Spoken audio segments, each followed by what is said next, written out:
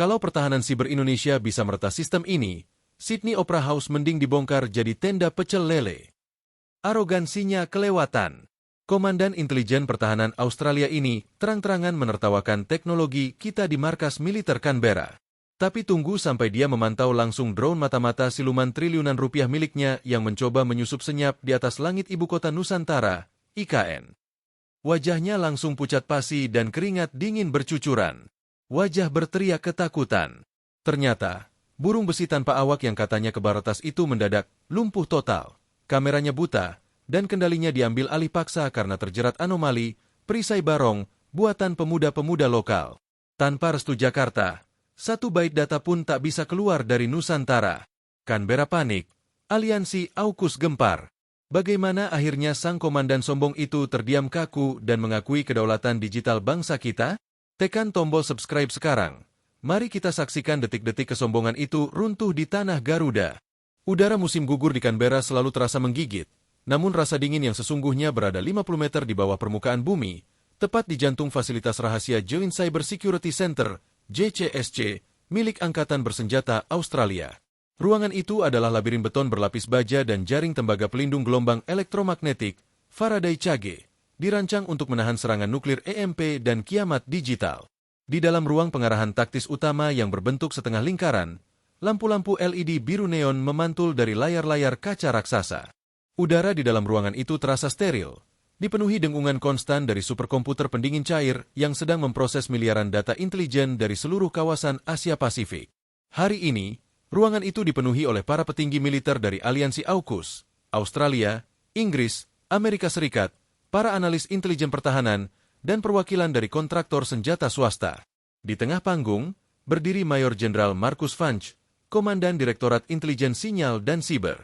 Funch adalah pria berusia akhir 50-an dengan postur tegap seperti anjing bulldog, rambut abu-abu yang dicukur cepak ala militer, dan sepasang mata biru sedingin es yang terbiasa melihat dunia sebagai papan catur di mana negaranya adalah pemain utama.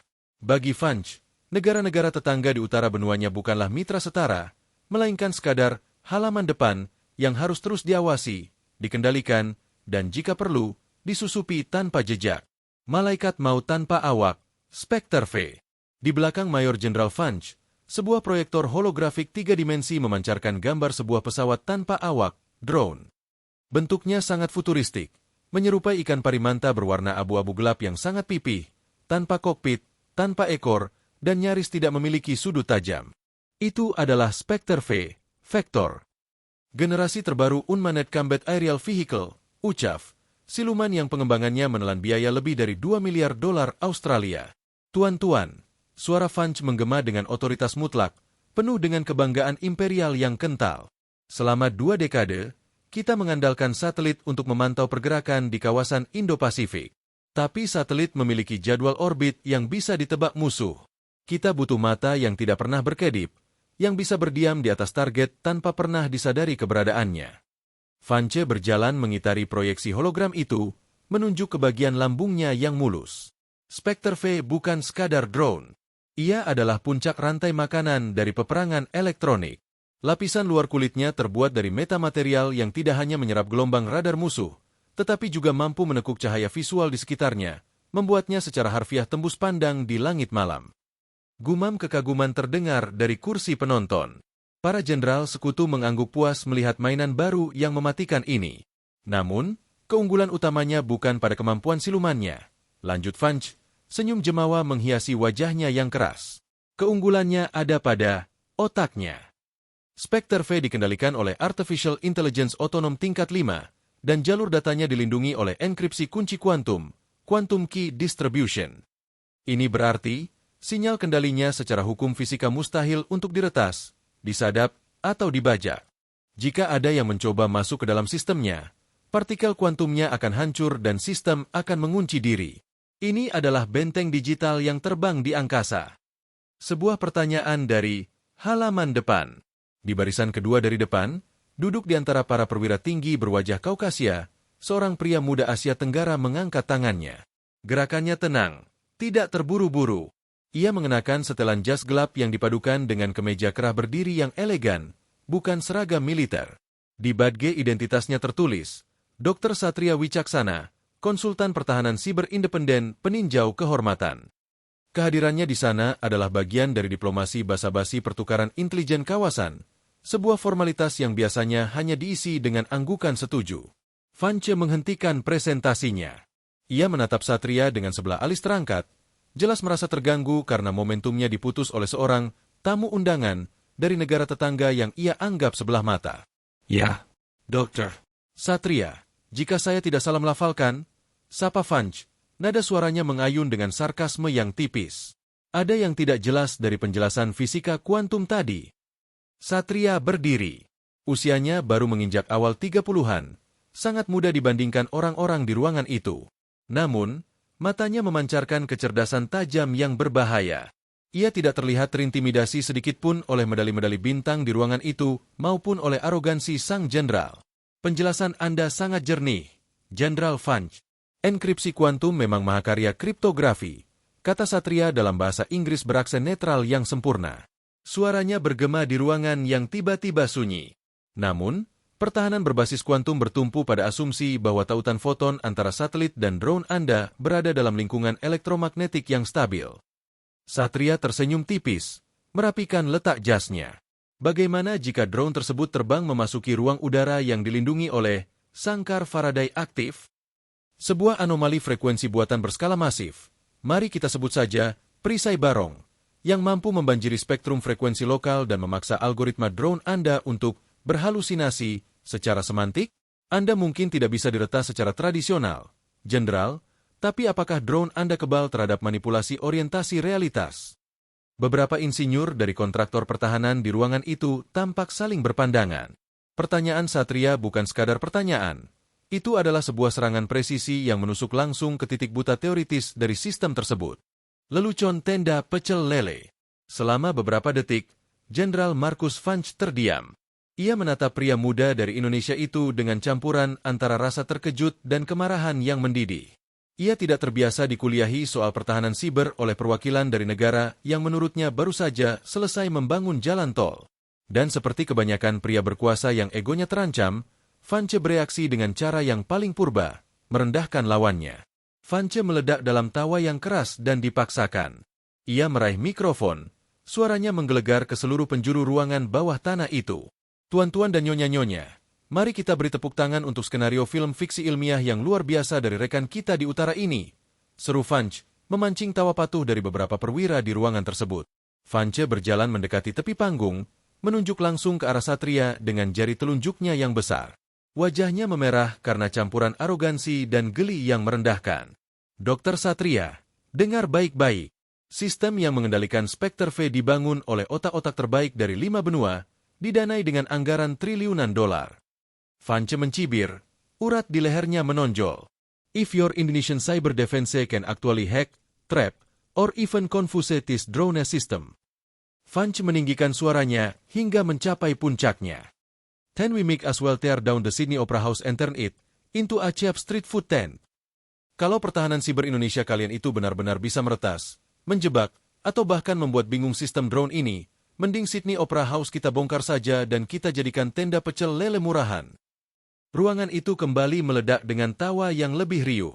Penghinaan itu begitu telak, kasar, dan sangat merendahkan. Di mata aliansi intelijen itu, Indonesia hanyalah sebuah kepulauan yang sibuk dengan urusan domestik, tidak mungkin memiliki kemampuan siber yang mampu menandingi dewa digital dari selatan. Satria tidak bereaksi terhadap tawa itu. Ia tidak memerah karena malu, tidak juga marah. Ia hanya menatap Vance lekat-lekat. Senyum tipis di wajahnya kini berubah menjadi seringai penuh arti, sebuah tatapan kasihan. Ia hanya mengangguk pelan, mencatat dengan rapi di tabletnya, lalu kembali duduk dengan tenang. Bagi Satria, tawa itu adalah musik yang indah. Tawa itu adalah konfirmasi bahwa musuh sedang menutup matanya sendiri. Ego yang meminta korban, target IKN. 1 jam kemudian, setelah pengarahan selesai dan para tamu telah bubar, Jenderal Marcus Vance berdiri di dalam pusat komando operasi, Op Center, yang lebih kecil dan sangat rahasia. Ia menatap meja peta digital interaktif yang menampilkan peta topografi Asia Tenggara. Ajudan kepercayaannya, Kolonel Miller, berdiri dengan tegang di sampingnya. Tawa di ruang pengarahan tadi ternyata tidak cukup untuk memuaskan ego Vance. Pertanyaan Satria terus terngiang di kepalanya, menggerogoti rasa amannya seperti rayap. Orang itu, si konsultan itu, geram Vanch, tangannya menumpu pada meja digital. Dia sangat yakin. Intelijen kita melaporkan bahwa Indonesia sedang memindahkan ibu kota mereka ke Pulau Kalimantan. Nusantara, mereka menyebutnya. Kota pintar yang katanya sepenuhnya dikendalikan oleh AI dan jaringan fiber optik bawah tanah. Benar, Jenderal, jawab Kolonel Miller ragu. Konstruksi tahap pertama sudah selesai. Presiden mereka dan pusat komando militer utama sudah pindah ke sana. Wilayah udaranya sekarang ditetapkan sebagai Ring 1, dijaga sangat ketat. Vanche tersenyum dingin, senyum seorang predator yang menemukan mangsa empuk untuk diuji coba. Sempurna, desis Vanch. Kita tidak bisa membiarkan keraguan hidup di ruangan saya. Miller, kita harus membuktikan bahwa klaim mereka tentang perisai barong, atau apapun itu, hanyalah gertakan konyol dari negara dunia ketiga. Apa maksud Anda, Jenderal? Kita punya satu unit Spectre V yang sedang standby di pangkalan udara Tindal di wilayah utara, kan? Siap diterbangkan? Tanya Vanch. Siap, Pak. Tapi itu adalah unit prototipe yang sangat rahasia. Penerbangan perdananya seharusnya dilakukan di gurun pedalaman kita. Ubah rencana penerbangannya, perintah Vanch mutlak. Malam ini juga, luncurkan Spectre V, targetkan rutenya lurus ke utara, melintasi Laut Timor, masuk ke Selat Makassar, dan melayang tepat di atas langit ibu kota Nusantara, IKN. Kolonel Miller memucat. Jenderal, dengan segala hormat, itu adalah pelanggaran wilayah udara tingkat VVIP. Jika mereka entah bagaimana bisa mendeteksinya, itu adalah insiden diplomatik berskala masif. AUKUS akan berada dalam masalah besar. Mereka tidak akan mendeteksinya. Miller, berapa kali harus kukatakan? Bentak Vanch sambil memukul meja digital hingga berkedip. Drone itu tidak terlihat. Sinyalnya terenkripsi kuantum. Kita akan terbang tepat di atas istana presiden mereka yang baru, mengambil data topografi dan siber mereka selama 1 jam, dan pulang sebelum mereka selesai sarapan nasi goreng. Vanch menegakkan tubuhnya, matanya memancarkan arogansi yang buta. Laksanakan perintahku. Kita buktikan pada si konsultan sombong itu bahwa atap rumahnya pun bisa kita intip tanpa dia sadari. Di bawah langit malam benua Australia yang berbintang, pintu hanggar rahasia terbuka. Monster pipih tanpa awak seharga triliunan rupiah itu meluncur mulus ke udara malam, nyaris tanpa suara. Sesuai perintah sang jenderal, Spectre V membelah angin menuju ke arah garis Katulistiwa, menuju ke jantung hutan Kalimantan yang kini telah berubah menjadi kota futuristik paling diawasi di dunia. Vanch mengira ia sedang mengirim hantunya untuk menakut-nakuti seekor tikus. Ia tidak tahu, ia baru saja melemparkan burung kayunya lurus ke dalam mulut sebuah perangkap digital mahakarya anak bangsa yang sudah sangat lama kelaparan. Pukul 2.15 dini hari, waktu Indonesia Tengah. Di ketinggian 50.000 kaki, membelah stratosfer di atas Selat Makassar, Spectre V meluncur bagaikan bilah pisau hitam yang memotong keheningan malam. Tidak ada suara mesin yang menderu.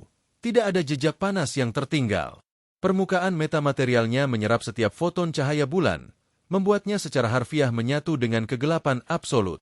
Di dalam lambungnya, sebuah superkomputer seukuran kotak sepatu, otak Artificial Intelligence, AI, bertenaga kuantum, bekerja dengan efisiensi yang mengerikan. AI itu membaca topografi, menganalisis suhu udara, dan terus-menerus memverifikasi tautan enkripsi kunci kuantum, quantum key distribution, dengan satelit militer di orbit geostasioner yang terhubung langsung ke Canberra. Statusnya, hijau. Aman. Tidak terdeteksi. Spectre V baru saja melewati garis Wallis, perbatasan imajiner yang memisahkan fauna Asia dan Australasia.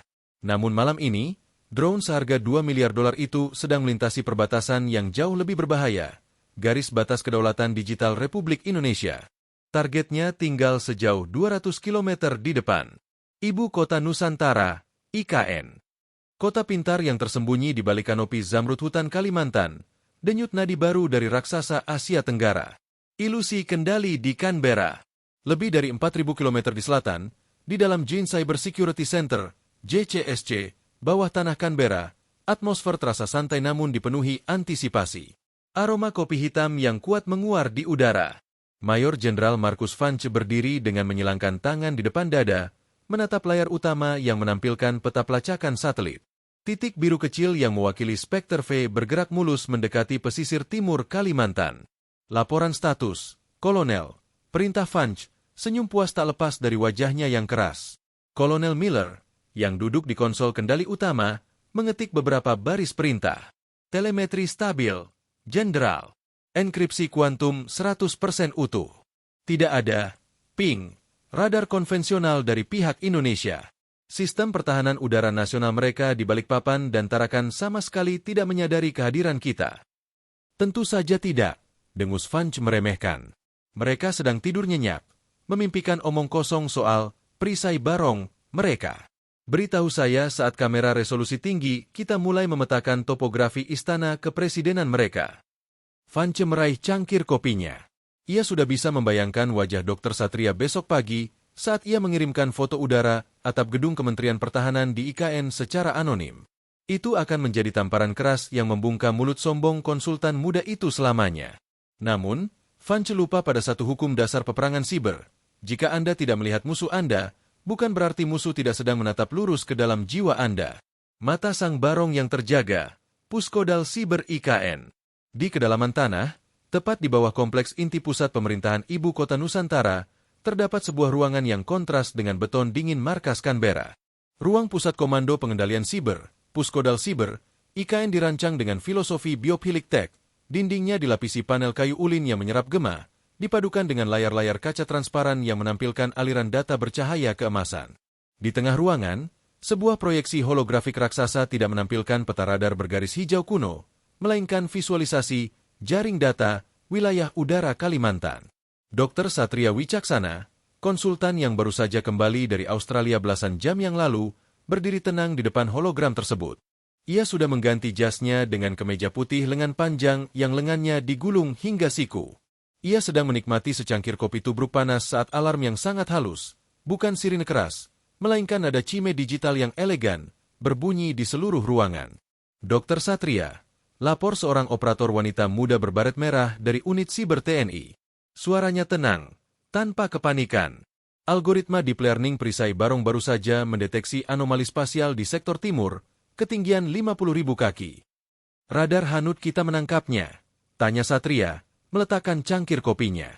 Negatif. Radar frekuensi radio kita buta. Objek ini menyerap 99% gelombang radar. Jawab operator itu, jemarinya menari dengan kecepatan kilat di atas papan ketik virtual. Namun, perisai barong tidak mencari pantulan benda padat. Sistem kita membaca distorsi kepadatan data seluler, anomali suhu mikroskopis di stratosfer, dan ada tautan pertukaran data kuantum tingkat tinggi yang sedang mencoba menyembunyikan dirinya sendiri di frekuensi latar belakang kosmik. Satria tersenyum. Seringai tipis yang sama yang ia tunjukkan di hadapan Jenderal Funch kini mereka sempurna. Ah, bisik Satria dengan kepuasan yang dingin. Mayor Jenderal Funch rupanya orang yang tidak sabaran. Dia benar-benar mengirimkan hantu kesayangannya ke rumah kita malam ini. Apa perintah Anda, Dok? Apakah kita aktifkan sistem rudal Hanut dan tembak jatuh objek itu? Tanya komandan jaga militer di ruangan itu.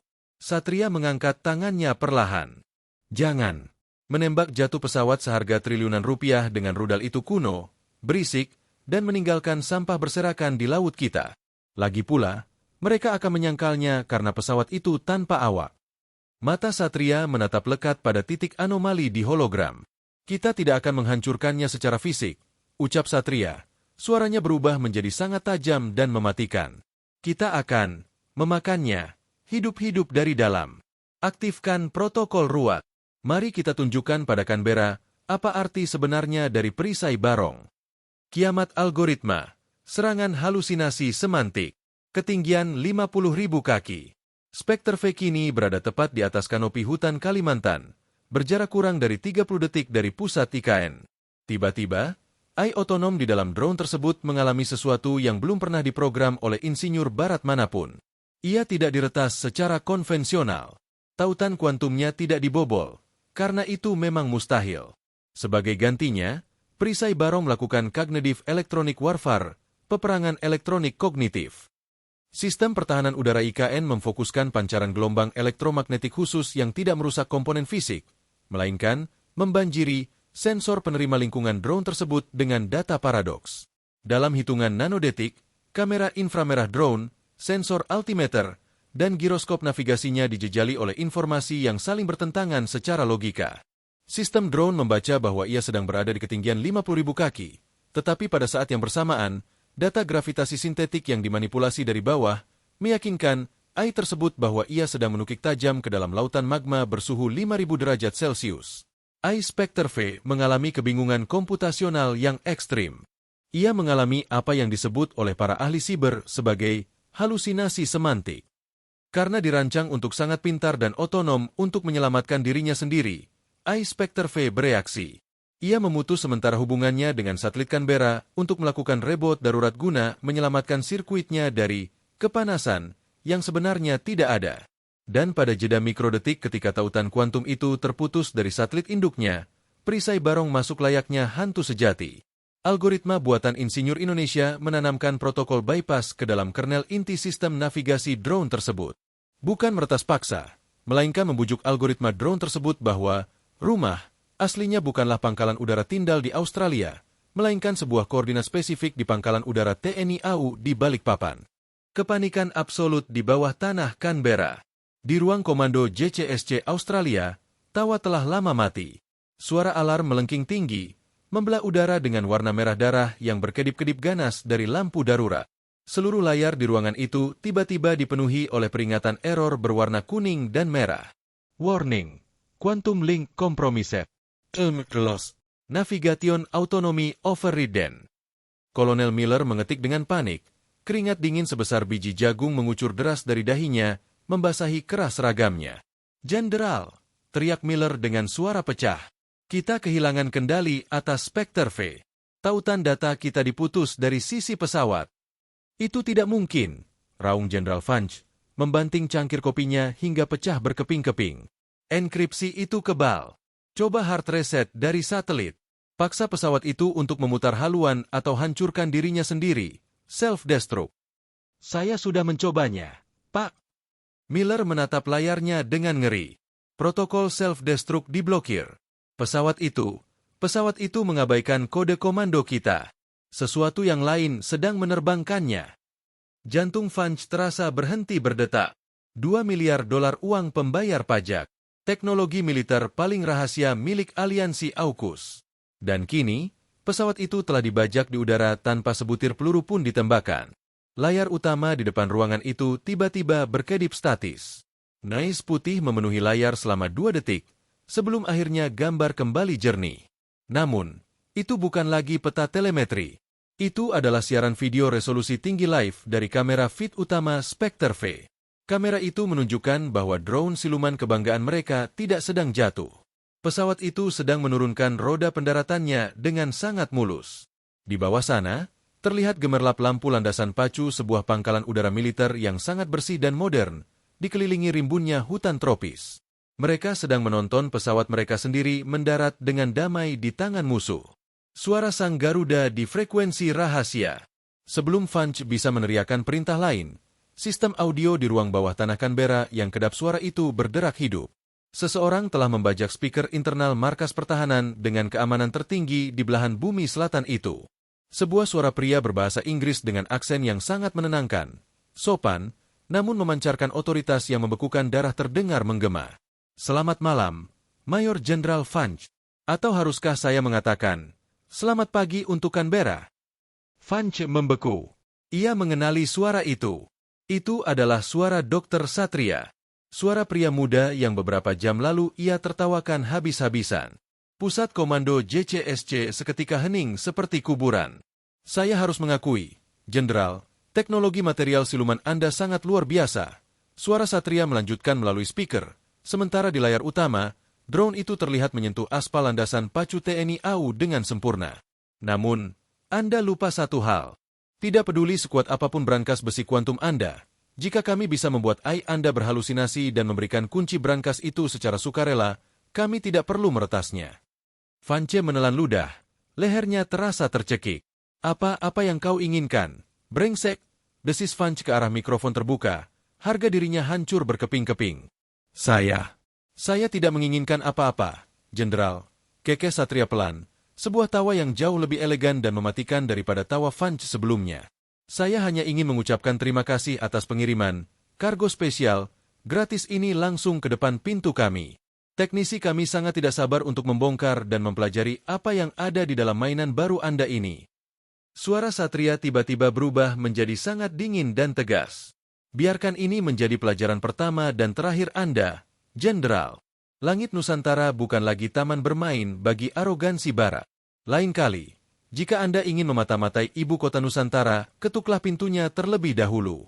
Karena, perisai Barong, kami tidak pernah tidur. Satria memberi jeda sesaat untuk membiarkan kengerian itu meresap ke dalam tulang sumsum para perwira AUKUS. Oh, dan satu hal lagi, Jenderal Vanch, tutup Satria dengan nada penutup yang mematikan. Tolong sampaikan pada arsitek kota Sydney. Mereka tidak perlu membongkar Opera House. Kami menyukai bentuk bangunannya. Sayang sekali jika harus diubah menjadi tenda pecel lele. Klik. Sambungan komunikasi terputus secara sepihak. Layar di depan Vanch berubah menjadi hitam pekat. Mayor Jenderal Marcus Vanch jatuh terduduk di kursi komandonya. Wajahnya sepucat mayat, napasnya memburu. Ia menatap layar hitam itu, menyadari bahwa karirnya telah hancur, dan dominasi intelijen Barat di Indo-Pasifik baru saja dilumpuhkan secara permanen oleh sebuah negara yang selama ini mereka anggap hanya sebagai halaman depan yang tertinggal. Tembok arogansi itu telah runtuh, digantikan oleh bayang-bayang raksasa Garuda yang kini sepenuhnya menguasai langitnya sendiri. Fajar baru saja menyingsing di ufuk timur Kalimantan, mewarnai langit dengan semburat ungu dan emas yang memantul di perairan Teluk Balikpapan. Pangkalan udara Domber TNI AU yang biasanya hanya melayani penerbangan VIP dan patroli maritim rutin, pagi ini telah diubah menjadi benteng dengan keamanan tingkat tertinggi, Ring 1 eksklusif. Pasukan elit Paskas bersenjata lengkap menjaga setiap sudut perimeter, sementara perangkat pengacak sinyal, jammer, memblokir semua transmisi seluler dalam radius 5 km. Di dalam hanggar 4 yang tertutup rapat, suasana tidak terasa seperti instalasi militer yang tegang, melainkan lebih mirip pesta panen raya bagi para ilmuwan. Lampu sorot halogen benderang menyinari sosok Spectre V yang terparkir anggun di tengah ruangan. Monster hitam pipi itu tampak tidak bernyawa, layaknya paus raksasa yang terdampar, menanti untuk dibedah. Dr. Satria Wicaksana berdiri di samping sayap drone tersebut, mengelus permukaan metamaterialnya yang dingin dan mulus tanpa sambungan paku keling sedikitpun. Di sekelilingnya, belasan insinyur muda Indonesia dari Badan Siber dan Sandi Negara, BSSN, serta BRIN, banyak dari mereka mengenakan kaos oblong, kacamata tebal, dan hoodie, sedang bekerja dengan kecepatan tinggi. Mereka tidak membawa palu atau las, melainkan laptop layar ganda, kabel serat optik, dan pemindai sinar eksportabel. Luar biasa, gumam seorang insinyur wanita berkacamata tebal yang sedang memindai perut drone tersebut. Dr. Satria, mereka benar-benar menggunakan karbon nanotube untuk menyerap panas mesin. Dan lihat ini, susunan sirkuit di dalam logic board-nya dilapisi berlian sintetis untuk pendinginan superkonduktor. Ini adalah mahakarya perangkat keras. Perangkat keras yang luar biasa, untuk otak yang terlalu mudah dibohongi, sahut Satria dengan senyum tipis. Matanya tak lepas dari panel akses utama yang baru saja berhasil dibuka oleh timnya tanpa memicu sistem penghancur diri, self-destruct. Satria mencondongkan tubuhnya ke depan, menatap sebuah kotak hitam metalik seukuran mesin tik yang berdenyut dengan cahaya biru pucat di jantung drone tersebut. Itu adalah modul kriptografi kuantum. Cawan suci intelijen AUKUS. Hati-hati, tim. Peringat Satria, suaranya kini berubah serius. Di dalam kotak itu tersimpan algoritma Quantum Key Distribution, QKD, milik aliansi AUKUS. Jika kita berhasil menyalin arsitektur logikanya tanpa merusak status partikel fotonnya, kita tidak hanya mengetahui cara mereka berkomunikasi, kita akan bisa membaca setiap pesan rahasia antara Canberra, London, dan Washington yang menggunakan protokol ini selama 10 tahun ke depan. Seorang insinyur muda menelan ludah. Dok, kalau kita berhasil melakukan reverse engineering, rekayasa balik, pada kotak ini, kita pada dasarnya memegang kunci paspartu, kunci master, untuk seluruh pintu belakang militer Barat di Pasifik. Benar sekali, Satria menepuk bahu insinyur itu. Mereka mengirim hantu ini untuk mencuri rahasia dapur kita di IKN. Tapi malam ini, merekalah yang menyerahkan kunci brankas rumah mereka secara sukarela. Terus bekerja. Saya harus melapor ke Jakarta.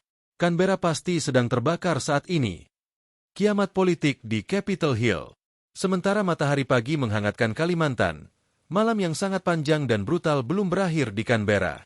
Di dalam ruang rapat darurat bawah tanah di bawah gedung Parlemen Australia, Perdana Menteri duduk di ujung meja dengan wajah memerah menahan amarah yang meledak-ledak.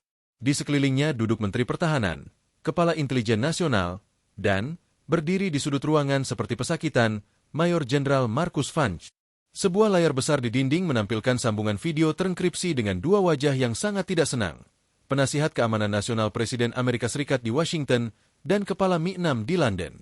$2 miliar uang pembayar pajak, teriak Perdana Menteri Australia, menggebrak meja kayu itu hingga cangkir teh bergetar. $2 miliar untuk sebuah pesawat yang katanya tidak bisa dilihat oleh Tuhan sekalipun. Dan kau, Vanch, memberikannya kepada orang Indonesia dalam keadaan utuh tanpa segores pun dicatnya. Vanch tampak menyusut. Seragamnya kusut, kantung matanya menghitam. Arogansinya telah menguap tanpa sisa. Tuan Perdana Menteri, kami tidak menyangka mereka memiliki kemampuan kognitif elektronik warfare di level itu. Suara Vanch parau, hampir seperti bisikan. Mereka tidak meretas enkripsi kita. Mereka memanipulasi realitas sensor drone itu dan membuatnya melakukan pendaratan darurat ke koordinat yang mereka inginkan. Ini di luar batas fisika komputasi yang kita ketahui. Di layar video, perwakilan Amerika Serikat menyela dengan nada dingin dan penuh ancaman.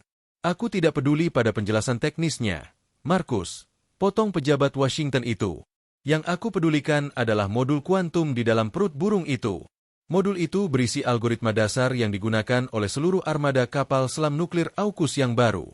Jika insinyur Indonesia berhasil membuka modul itu tanpa memicu penghapus memori, seluruh armada Pasifik kita akan telanjang bulat. Kita akan buta dan tuli. Apa rencanamu untuk mengambilnya kembali? Kita bisa mengirim tim pasukan khusus Saser untuk melakukan sabotase darat, atau menghancurkan hanggarnya dengan rudal jelajah stealth dari laut. Usul Vanch putus asa. Matanya memancarkan kepanikan hewan yang terpojok. Menteri Pertahanan Australia langsung berdiri dan membentak Vanch. Kau sudah gila. Menembakkan rudal ke wilayah kedaulatan Indonesia? Ke Balikpapan, yang jaraknya hanya sepelemparan batu dari ibu kota Nusantara yang baru? Itu deklarasi perang. Bodoh. Mereka memiliki populasi nyaris 300 juta jiwa dan ekonomi yang sedang melesat. Dan kau ingin memulai perang dunia ketiga karena ketidakmampuanmu mengendalikan mainanmu. Perdana Menteri memijat pelipisnya yang berdenyut hebat. Kepalanya terasa mau pecah.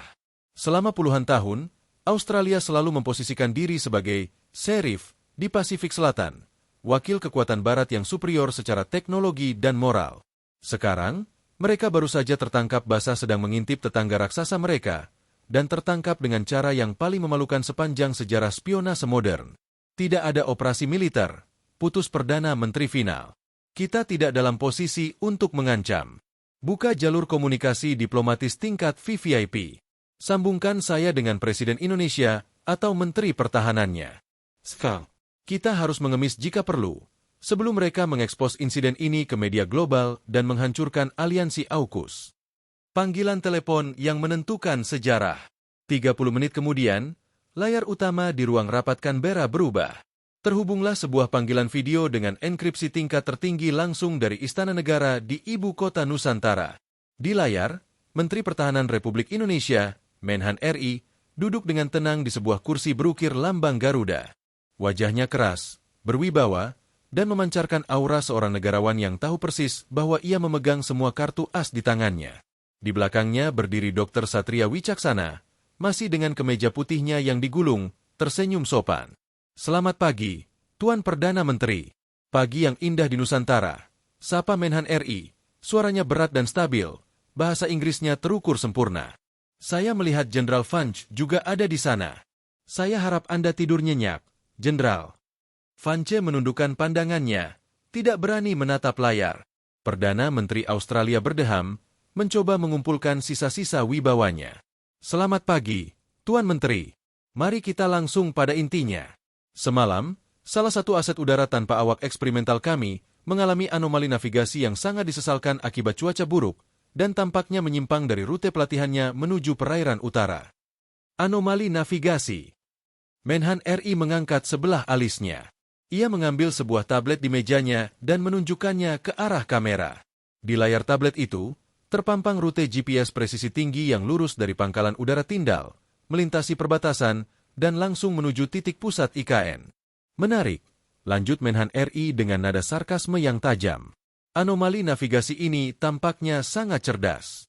Ia mematikan transpondernya, mengaktifkan mode siluman maksimalnya, dan terbang lurus menuju ruang udara VVIP di atas istana kepresidenan kami yang baru. Jika itu adalah cuaca buruk, maka kami sangat tertarik mempelajari meteorologi Australia. Perdana Menteri menelan ludah. Alibi kebohongannya telah dihancurkan dalam hitungan detik.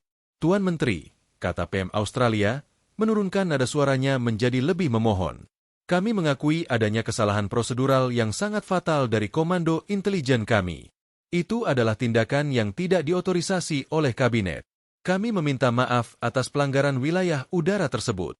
Kami sangat memohon agar aset tersebut dikembalikan secara utuh.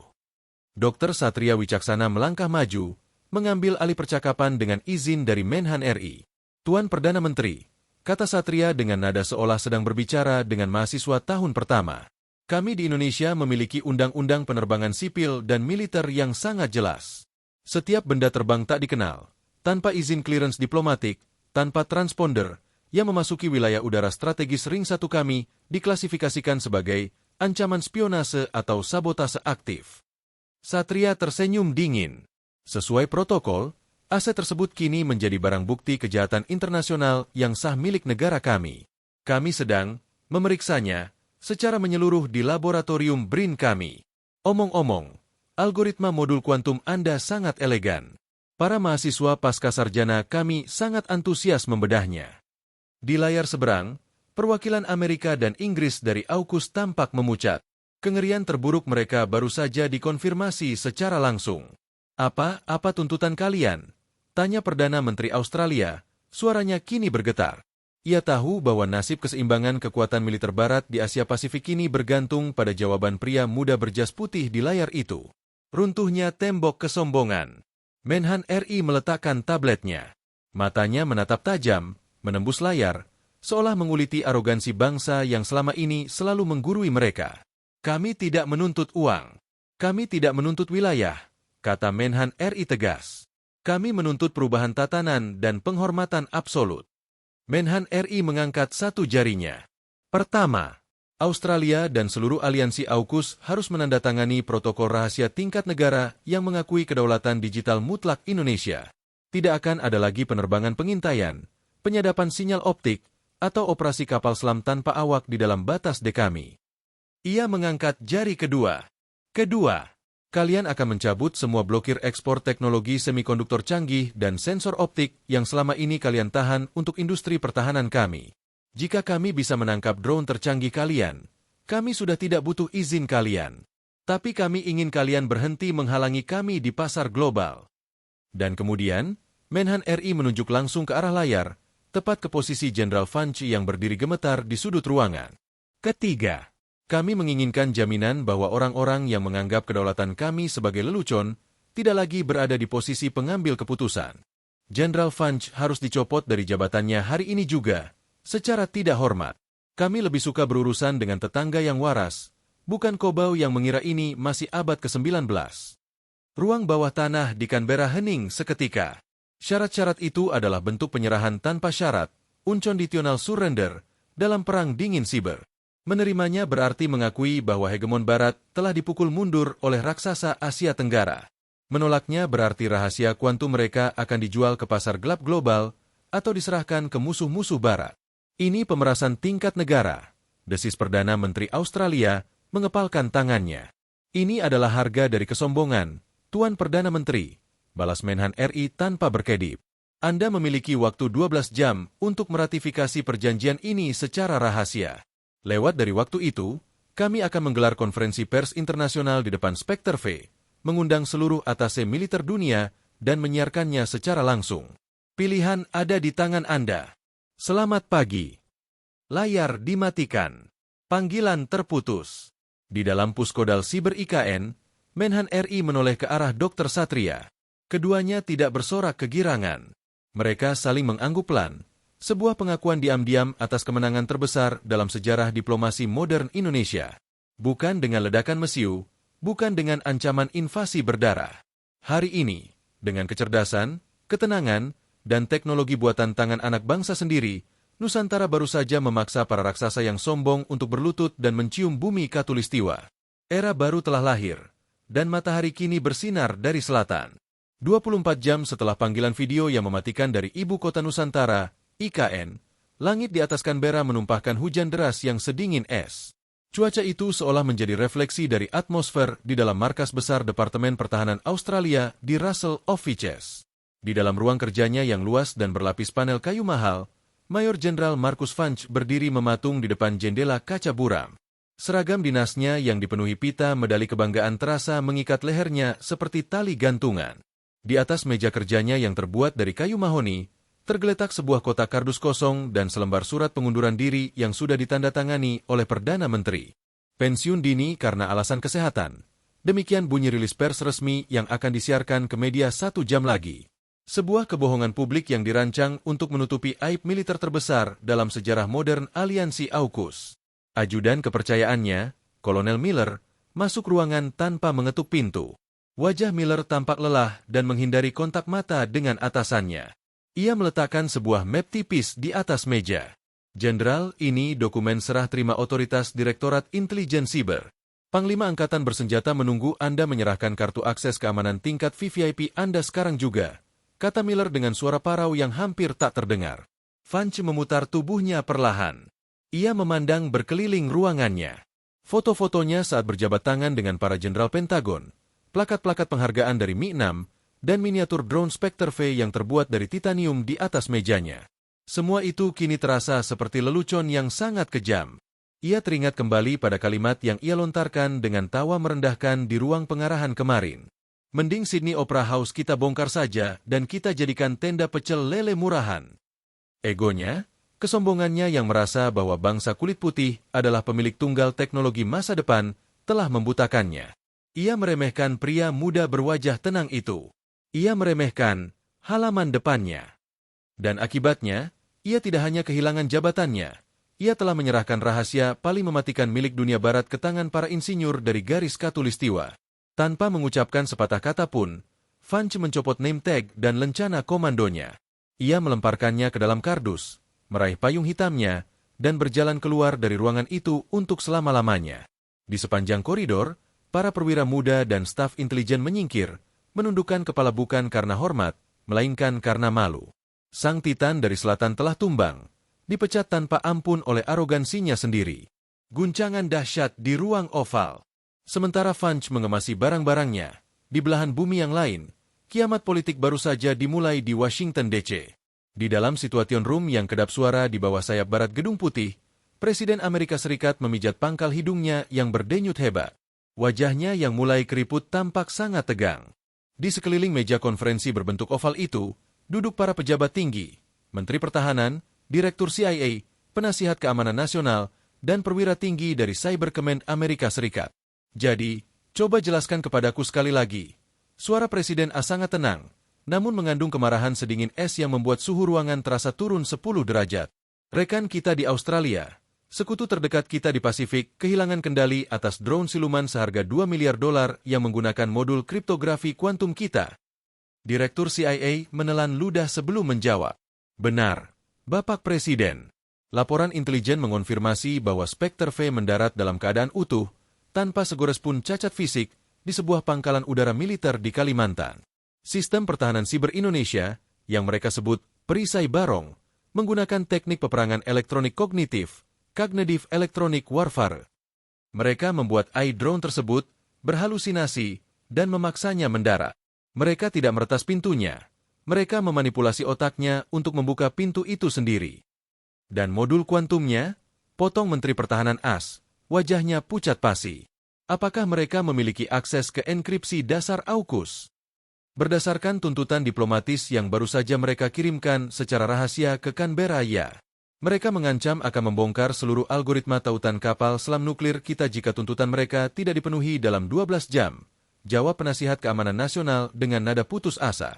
Presiden AS menghempaskan tinjunya ke atas meja mahoni. Bra, ini bencana strategis terburuk sejak krisis rudal Kuba. Raung Presiden, kehilangan ketenangannya. Kita menghabiskan triliunan dolar untuk membangun keunggulan militer di Indo-Pasifik untuk menghadapi Cina. Dan sekarang, rantai komando kita, armada kapal selam kita, satelit kita, semuanya disandera oleh teknologi dari negara yang selama ini kita anggap hanya sebagai pasar bagi jet tempur bekas kita. Ruangan itu hening. Konsekuensi dari pernyataan itu terlalu besar untuk dicerna seketika.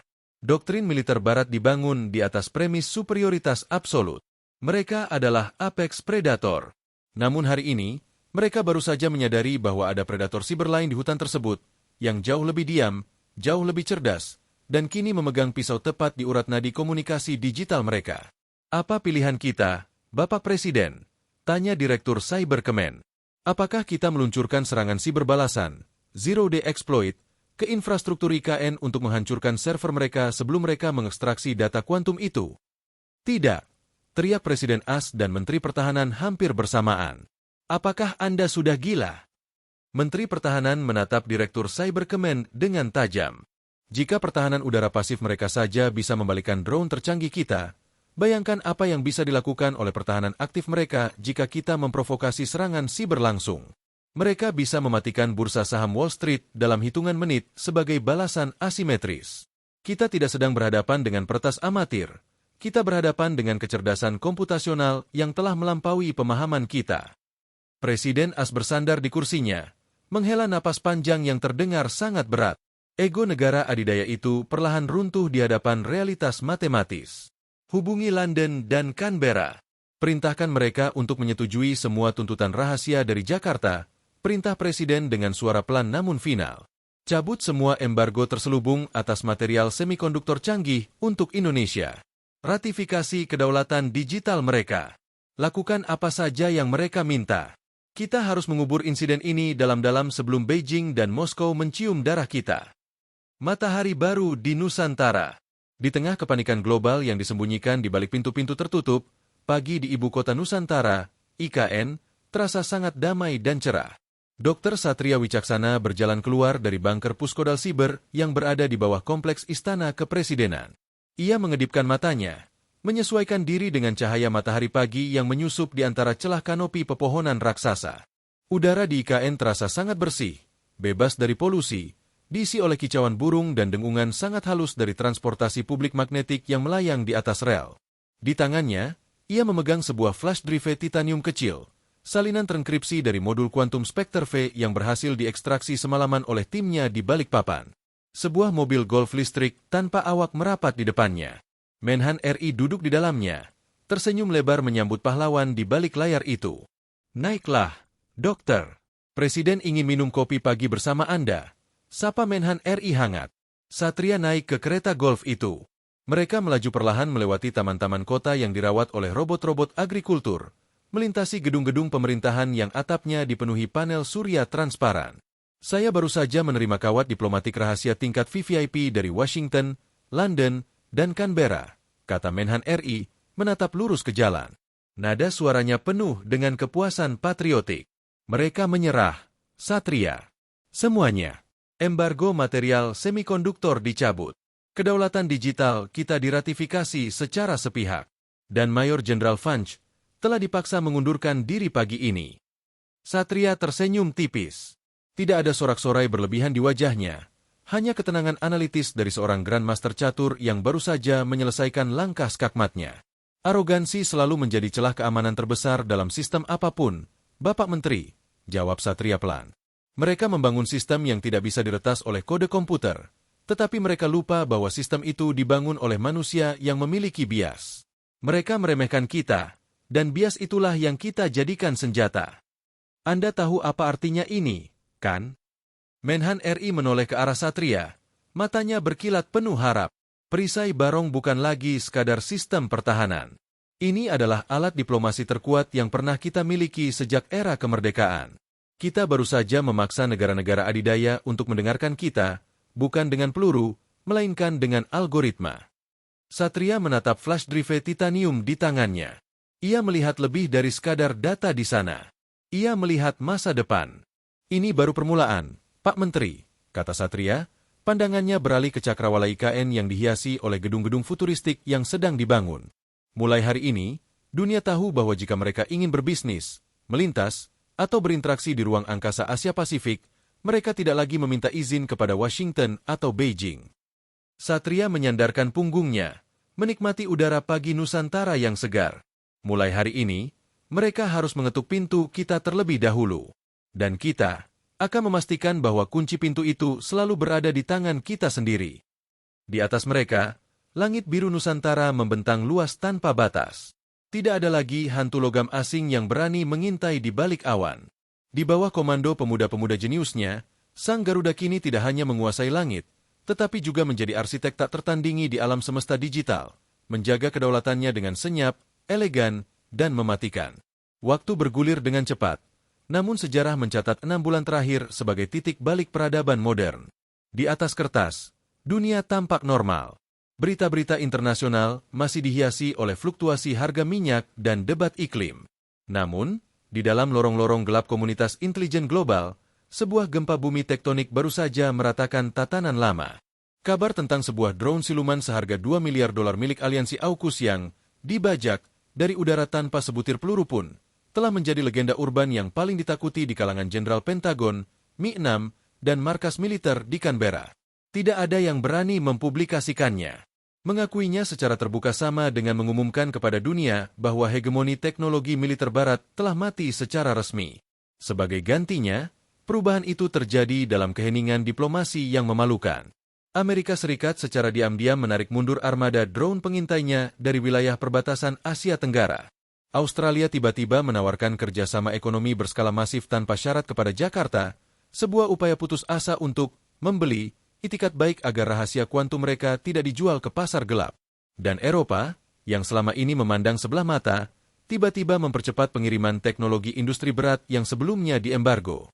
Pusat dari pusaran gravitasi baru ini bukanlah Washington, bukan London, dan bukan pula Beijing, melainkan sebuah kota yang baru saja lahir dari rahim hutan hujan tropis Kalimantan, Ibu Kota Nusantara, IKN. Antrean para raksasa di Istana Kaca. Pagi itu, udara di IKN terasa sangat bersih, perpaduan antara embun hutan hujan tropis dan ozon dari mesin-mesin ionisasi udara kota pintar. Di pusat kota, berdiri megah gedung Pusat Pertahanan Siber dan Kriptografi Nasional. Arsitekturnya adalah perpaduan menakjubkan antara filosofi rumah betang tradisional Dayak dan kaca-kaca fotovoltaik transparan yang menyerap energi matahari. Di dalam lobi VIP gedung tersebut, pemandangan yang tersaji akan membuat sejarawan manapun terbelalak tidak percaya. Di sofa kulit di sisi kiri ruangan, duduk delegasi tingkat tinggi dari Amerika Serikat. Mereka dipimpin oleh seorang mantan direktur CIA yang kini bertindak sebagai utusan khusus presiden. Wajahnya tegang, terus-menerus memeriksa jam tangannya. Di sofa sisi kanan, hanya berjarak 5 meter, duduk delegasi militer dari Republik Rakyat Cina. Sang Jenderal Bintang 3 dari Beijing itu berusaha tampil tenang, namun jari-jarinya yang mengetuk lutut mengkhianati kecemasannya.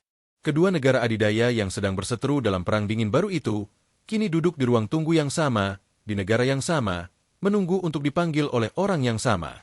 Mereka tidak datang untuk mengancam atau memberikan hutang. Mereka datang untuk mempresentasikan proposal kerjasama, layaknya kontraktor yang sedang mengikuti tender. Mereka menginginkan akses. Akses ke teknologi yang bisa membuat pesawat siluman jatuh dari langit hanya dengan kekuatan algoritma. Pintu ganda dari kayu ulin raksasa terbuka. Seorang asisten dengan kemeja putih rapi keluar, tersenyum sopan. Tuan-tuan dari delegasi Amerika Serikat, Dr. Satria Wicaksana sudah bersedia menerima Anda sekarang. Silakan masuk. Utusan as itu berdiri dengan tergesa-gesa, merapikan jasnya, dan melangkah masuk, meninggalkan delegasi Cina yang menatap dengan penuh rasa iri dan perhitungan. Posisi tawar telah berbalik. Peminta-minta kini menjadi sang penentu. Sang arsitek di atas tahta digital. Di dalam ruang pertemuan utama, tidak ada meja bundar panjang ala Eropa. Ruangan itu didesain dengan konsep amfiteater mini. Dr. Satria Wicaksana duduk di tengah, diapit oleh layar proyeksi holografik yang memancarkan pendaran cahaya keemasan.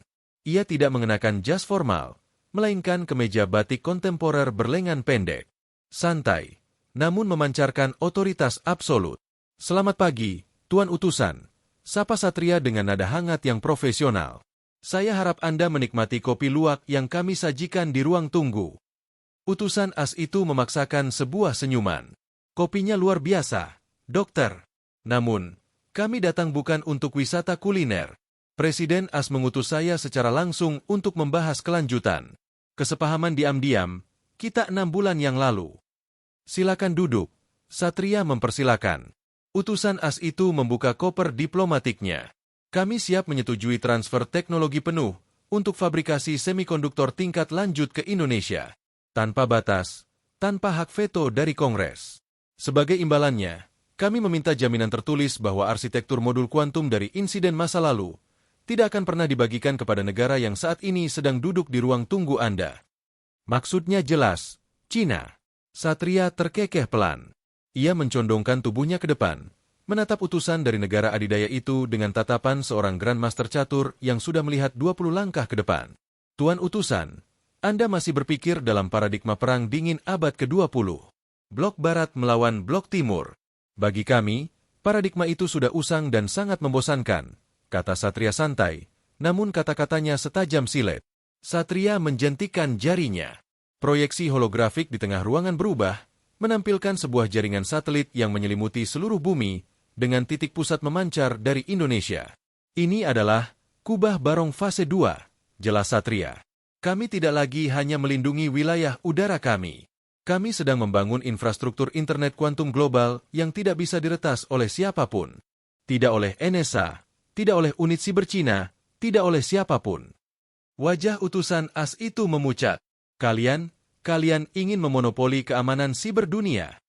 Kami menyebutnya demokratisasi kedaulatan digital, koreksi Satria tegas. Selama puluhan tahun, dunia dipaksa memilih antara menggunakan server kalian yang diawasi oleh Silicon Valley atau server Cina yang diawasi oleh Beijing.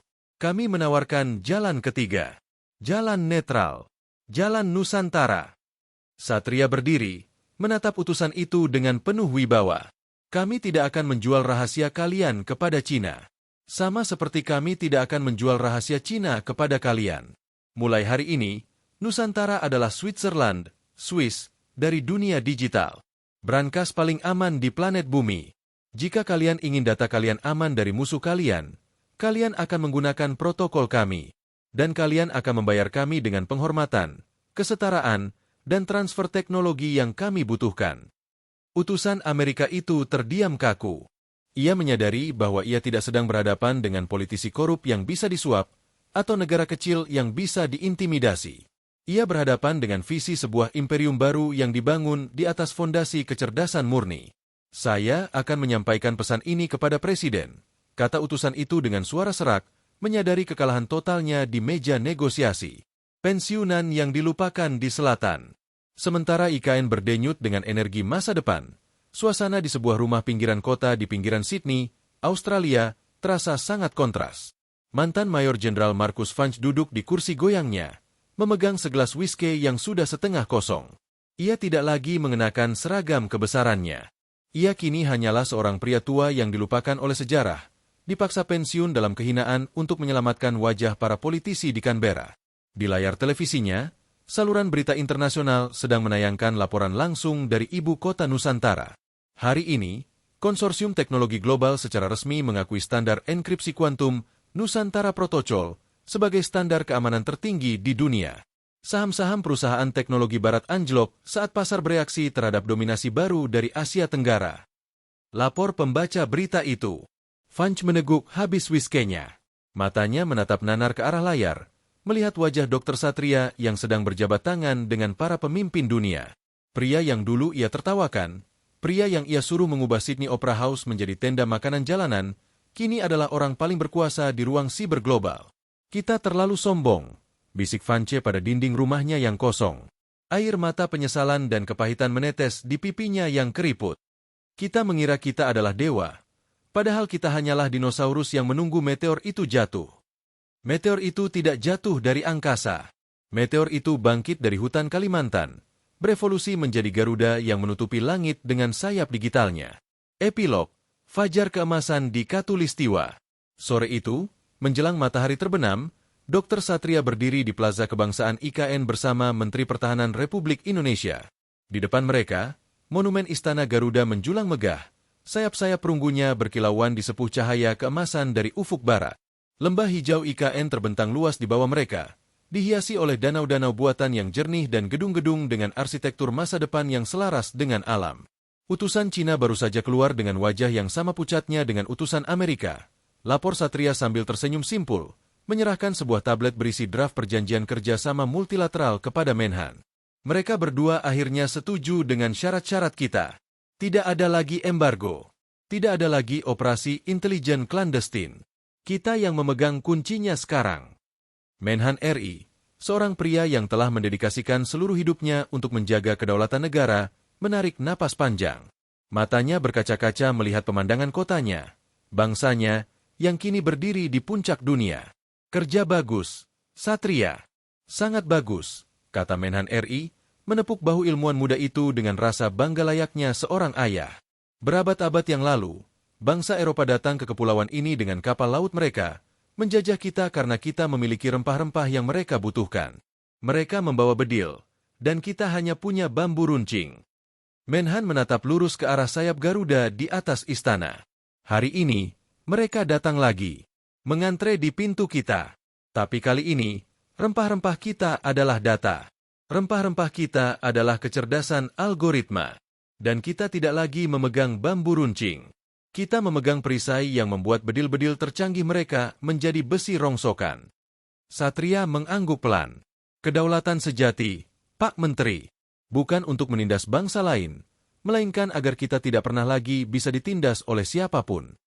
Matahari perlahan tenggelam di balik kanopi hutan hujan tropis, mengubah langit menjadi kanvas berwarna jingga, ungu, dan merah menyala. Angin sore berhembus sejuk, membawa aroma bunga-bunga tropis dan janji akan hari esok yang tak tertandingi.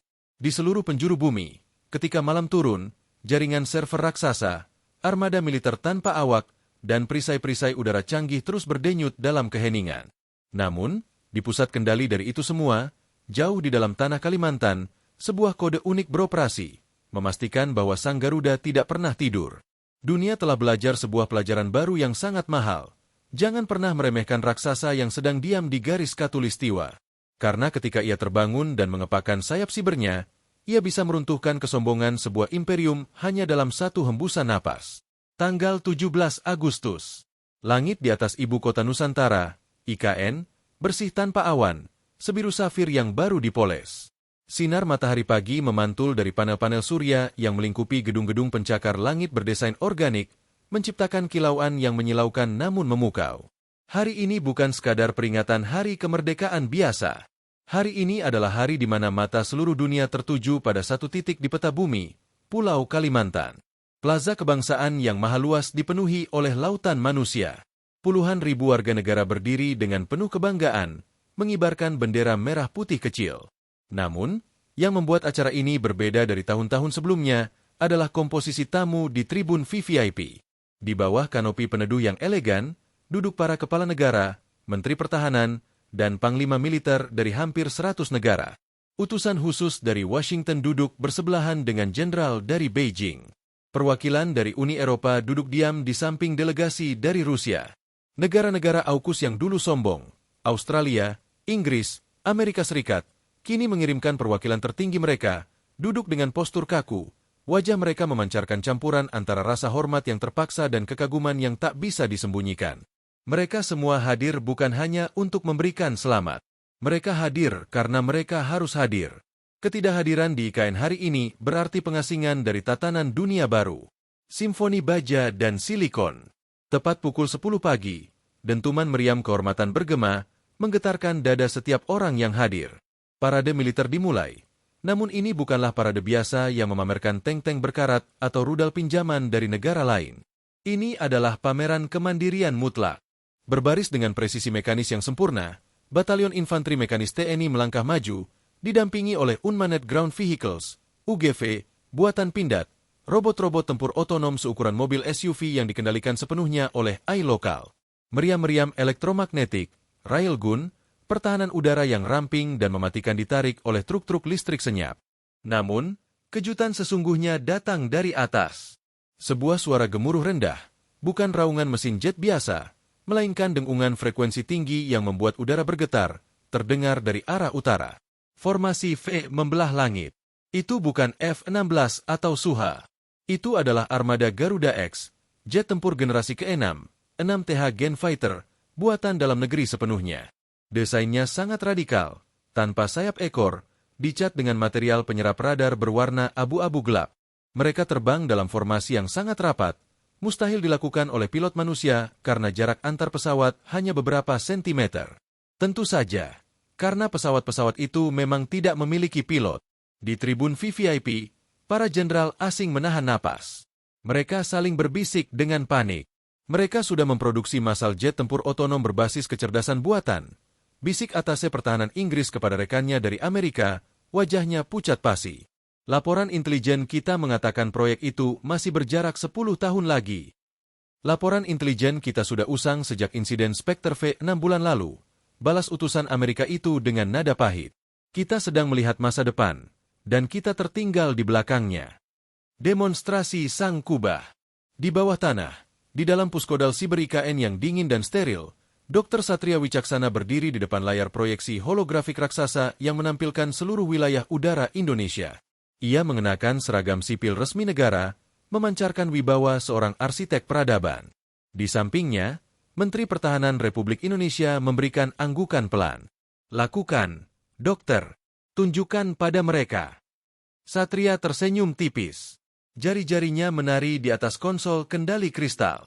Mengaktifkan demonstrasi kubah Nusantara, ucap Satria. Di atas Plaza Kebangsaan, layar-layar LED raksasa yang mengelilingi lapangan tiba-tiba menyala, menampilkan visualisasi augmented reality, AR, yang juga dipancarkan langsung ke seluruh siaran televisi dunia. Di layar, sebuah simulasi serangan udara masif ditampilkan. Titik-titik merah merepresentasikan rudal hipersonik dan drone musuh meluncur dari luar angkasa dengan kecepatan Mach 10 menuju IKN. Di era sebelumnya, tidak ada satupun sistem pertahanan di dunia yang bisa mencegat serangan secepat itu. Namun di layar, sebelum titik-titik merah itu bahkan menyentuh lapisan stratosfer, sebuah kubah cahaya keemasan raksasa tiba-tiba muncul menyelimuti seluruh kepulauan Indonesia. Itu bukan rudal pencegat, interceptor. Itu adalah visualisasi dari Directed Energy Weapons, senjata energi terarah, berbasis foton yang dipandu oleh algoritma komputasi kuantum perisai barong. Dalam hitungan 0,1 detik, sinar-sinar tak kasat mata dari darat dan satelit orbit rendah, LEO, Indonesia memanaskan dan menghancurkan semua titik merah itu menjadi debu di luar angkasa. Ancaman netralisasi absolut dengan tingkat keberhasilan 100%. Di tribun VVIP, keheningan total melanda. Mantan jenderal, perdana menteri, dan pakar militer dari negara-negara adidaya itu terpaku di kursi mereka.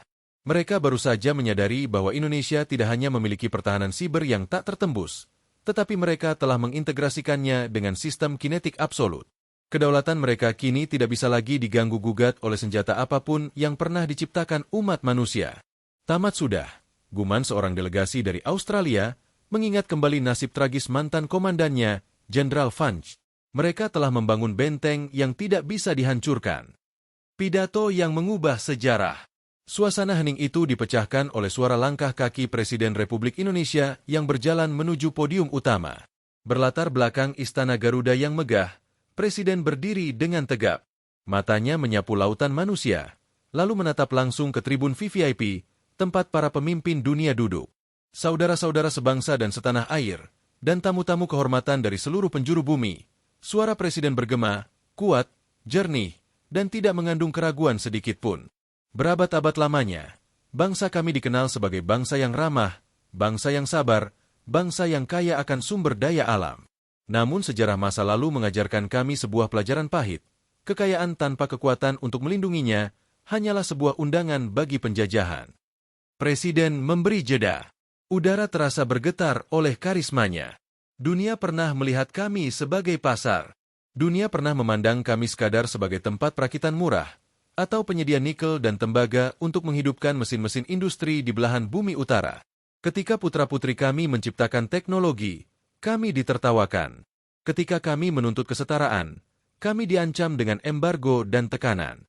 Tatapan Presiden kini menajam, mengunci mata para utusan dari negara-negara barat. Hari ini, tatanan itu telah berakhir. Suara tepuk tangan gemuruh meledak dari puluhan ribu warga yang hadir, menggema hingga ke langit IKN. Apa yang Anda saksikan hari ini, jet tempur otonom kami, jaringan siber kuantum kami, kubah Nusantara kami, bukanlah alat untuk memulai perang, lanjut Presiden setelah tepuk tangan mereda. Ini adalah harga mati dari kedaulatan kami.